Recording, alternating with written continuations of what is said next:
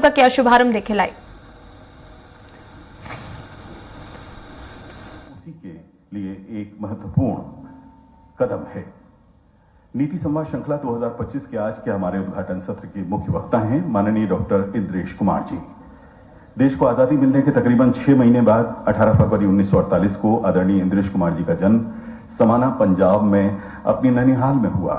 जन्म के 15 दिनों बाद आप अपने पैतृक घर कैथल हरियाणा आ गए।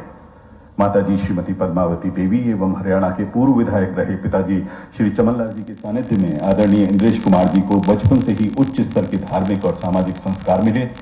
माताजी जहां अत्यंत धार्मिक स्वभाव की रहीं, तो पिताजी ने आर्य समाज और सनातन धर्म के संस्कारों के साथ एक प्रेरणादायी जीवन जिया। कैथल में प्रारंभिक शिक्षा के बाद 1970 में आपने मैकेनिकल इंजीनियरिंग में उपाधि हासिल की। चूंकि बचपन से ही घर और आरएसएस की शाखा में समाज सेवा एवं देश सेवा के संस्कार मिले थे, तो 16 जुलाई 1970 से आपने दिल्ली में आरएसएस के पूर्णकालिक प्रचारक के तौर पर अपने सामाजिक जीवन की शुरुआत की। आपने 1970 से 1983 के बीच नगर प्रचारक से लेकर दिल्ली में संभाग प्रचारक के दायित्व का निर्वहन किया।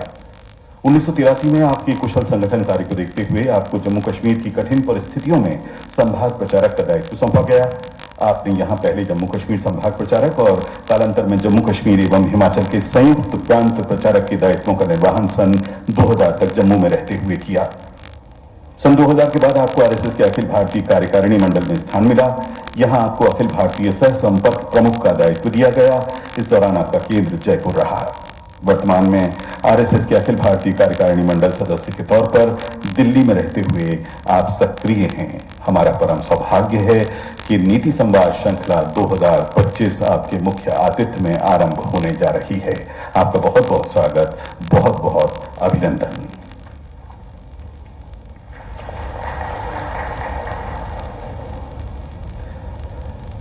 नीति संवाद श्रृंखला के उद्घाटन सत्र में स्वागत उद्बोधन के लिए आदर के साथ आमंत्रित हैं मुख्य कार्यपालक अधिकारी मध्य प्रदेश राज्य नीति आयोग श्री ऋषि गर्ग जी।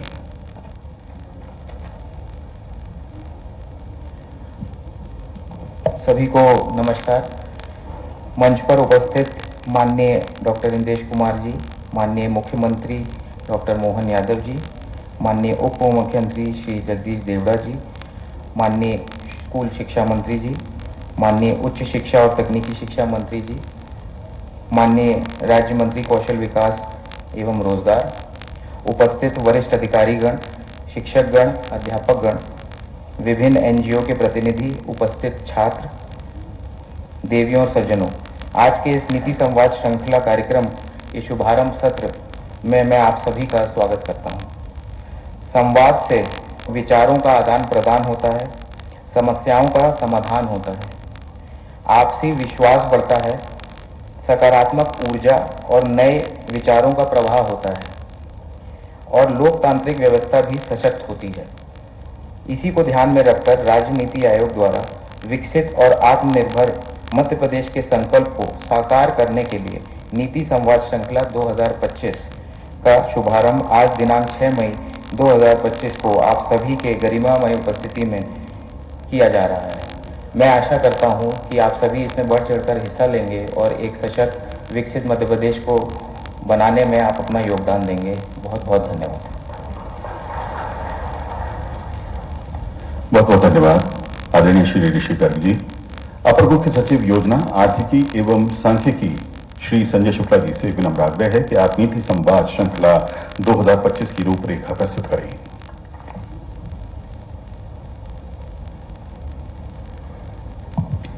नीति संवाद श्रृंखला के प्रथम कार्यक्रम में पधारे हुए आदरणीय डॉक्टर इंद्रेश कुमार जी, मध्य प्रदेश के माननीय मुख्यमंत्री डॉक्टर मोहन यादव जी, विभाग के प्रभारी मंत्री उप मुख्यमंत्री जी माननीय देवड़ा जी, माननीय राव प्रताप सिंह जी, माननीय टेटवाल साहब, माननीय इंद्र सिंह परमार जी, आज के कार्यक्रम में आए हुए सभी सम्माननीय शिक्षाविद, शिक्षा और युवा से संबंधित विषयों से जुड़े हुए विषय विशेषज्ञ, देवियों, सज्जनों। तो ये जो रूपरेखा है, जैसा कि आप सबको पता है, माननीय प्रधानमंत्री जी के विजन के अनुरूप मुख्यमंत्री जी के निर्देश में हम लोग एक विकसित भारत के लिए एक विजन डॉक्यूमेंट तैयार कर रहे हैं, विकसित मध्य प्रदेश 2047। इसके साथ ही 4 मिशन लिए गए हैं, जो सबसे बड़े हमारे 4 समूह हैं, जिससे पूरे देश को ऊर्जा मिलती है और जिनके समग्र विकास से हम एक विकसित देश की श्रृंखला में खड़े होंगे। उनमें अन्नदाता हैं, गरीब हैं, युवा हैं और नारी हैं।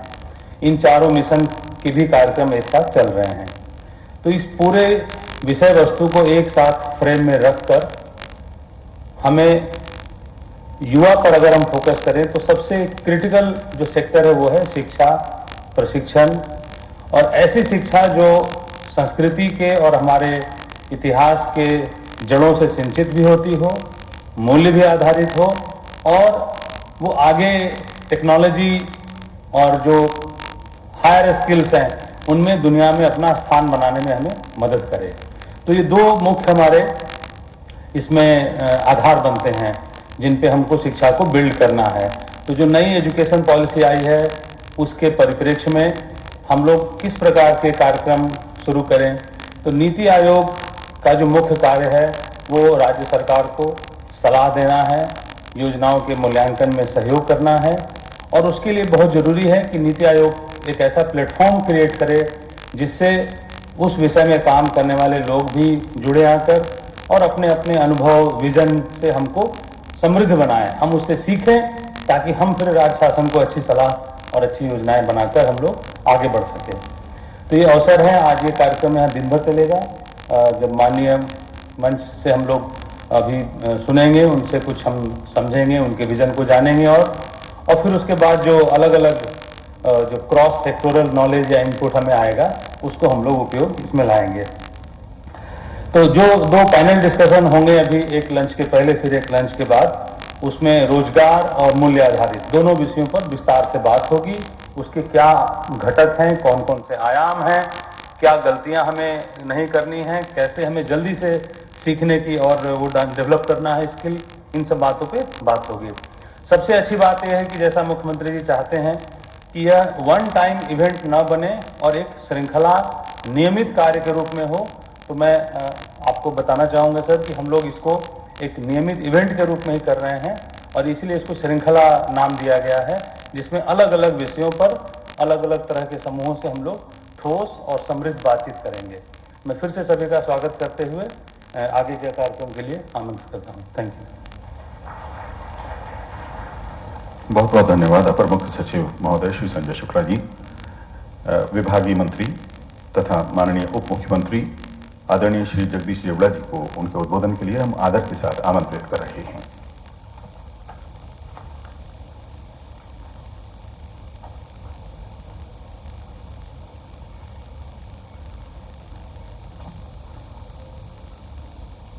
आज के इस गरिमामय और महत्वपूर्ण कार्यक्रम में मंच पर उपस्थित मध्य प्रदेश के यशस्वी मुख्यमंत्री डॉक्टर मोहन यादव जी, राष्ट्रीय संसद संघ के राष्ट्रीय कार्यकारिणी के सम्मानीय सदस्य, हमारे वरिष्ठ मार्गदर्शक परम श्रद्धेय आदरणीय डॉक्टर इंद्रेश कुमार जी, कैबिनेट मंत्री राव उदय प्रताप सिंह जी, उच्च शिक्षा मंत्री इंदर सिंह परमार जी, कौशल विकास एवं रोजगार राज्य मंत्री गौतम टेटवाल जी और इस कार्यक्रम में उपस्थित विषय विशेषज्ञ और सभी सम्मानीय अधिकारीगण, उपस्थित पत्रकार साथी, माननीय प्रधानमंत्री जी के विकसित भारत 2047 के विजन को पूरा करने के लिए आज हम सब इस मंच पर सशक्त भारत और समृद्ध मध्य प्रदेश के लिए मूल्य आधारित रोजगार उन्मुखी शिक्षा के अवसर और चुनौतियों पर चर्चा को लेकर एकत्रित हुए हैं। मित्रों, मुझे कहते हुए खुशी है कि मध्य प्रदेश के मुख्यमंत्री डॉक्टर मोहन यादव जी के नेतृत्व में मध्य प्रदेश की सरकार ने राष्ट्रीय शिक्षा नीति के प्रत्येक बिंदुओं को छुआ है और सरकार ने गंभीरता से इसको लिया है और सभी क्षेत्रों में बेहतर कार्य करने का संकल्प लिया और कार्य कर रही है सरकार।